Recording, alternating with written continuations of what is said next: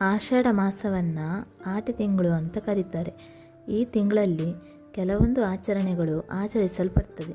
ಒಬ್ಬೊಬ್ಬರು ಒಂದೊಂದು ರೀತಿಯಲ್ಲಿ ಅವರವರ ಸಂಪ್ರದಾಯಕ್ಕನುಸಾರವಾಗಿ ಹಬ್ಬಗಳನ್ನು ಆಚರಿಸ್ತಾರೆ.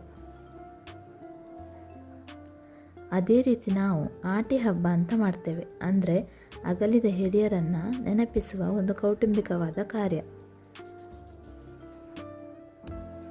ಬೆಳಿಗ್ಗೆ ಸ್ನಾನ ಎಲ್ಲ ಮಾಡಿ ಅಡುಗೆ ಮಾಡಿ ಅದನ್ನು ಯಾರಿಗೂ ಬಡಿಸದೆ ಎಂಜಲು ಮಾಡದೆ ಹಿರಿಯರಿಗಾಗಿ ಬಳಸಿಡುವುದು ಒಂದು ಪದ್ಧತಿ ಉಂಟು. ಅದೇ ಥರ ನಾವು 3 ಎಲೆ ಇಟ್ಟು ಆಮೇಲೆ ಹಿರಿಯರಿಗೆ ತಂದ ಬಟ್ಟೆಗಳು, ಹಾಗೆಯೇ ನಮಗೆ ಹಬ್ಬಕ್ಕೆ ಬಟ್ಟೆ ಅಂತ ತಂದು ಕೊಟ್ಟಿರ್ತಾರೆ, ಅದನ್ನೆಲ್ಲ ಇಟ್ಟು ಪೂಜೆ ಮಾಡ್ತೇವೆ.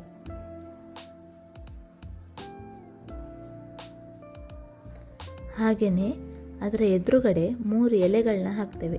ಅದಕ್ಕೆ ಎಲ್ಲ ಬಡಿಸಿ 1 ಎಲೆ ಕಾಗೆಗೆ, 1 ಎಲೆ ಉಪವಾಸ ಇದ್ದವರಿಗೆ, 1 ಎಲೆ ಹಿರಿಯರು ನಮಗೆಲ್ಲ ಕೊಡ್ತಾರೆ ತಿನ್ನಲಿಕ್ಕೆ.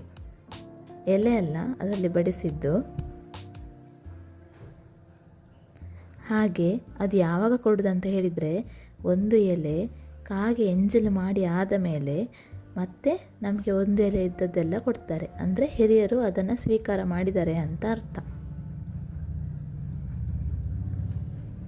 ಹಾಗೆ ಎಲೆಗೆ ಬಡಿಸಲಿಕ್ಕೆ ನಾವೇ ಮನೆಯಲ್ಲಿ ಮಾಡಿದ್ವಿ. ನಮಗೆಲ್ಲ ಊಟಕ್ಕೆ ಹೊರಗಡೆ ಕ್ಯಾಟ್ರಿಂಗ್ ಹೇಳಿದ್ವಿ. ಸಂಜೆ ಹೊತ್ತು ಎಲ್ಲರೂ ಒಂದೊಂದು ಕೆಲಸ ಮಾಡ್ತಾ ಕೆಲಸ ಬೇಗ ಮುಗೀತು.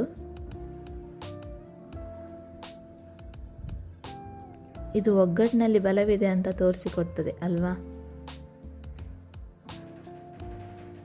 ಹಾಗೆ ಎಲ್ಲರೂ ಸಹ ಮಾತಾಡ್ತಾ ಕೂತ್ಕೊಂಡು ಇವತ್ತಿದು ಫಂಕ್ಷನ್ ತುಂಬ ಗಮ್ಮತ್ತಾಯಿತು. ಸಂಜೆ ಎಲ್ಲರೂ ಊಟ ಮಾಡಿ ಅವರವರ ಮನೆಗೆ ಹೊರಟರು. ಬಾಯ್ ಬಾಯ್.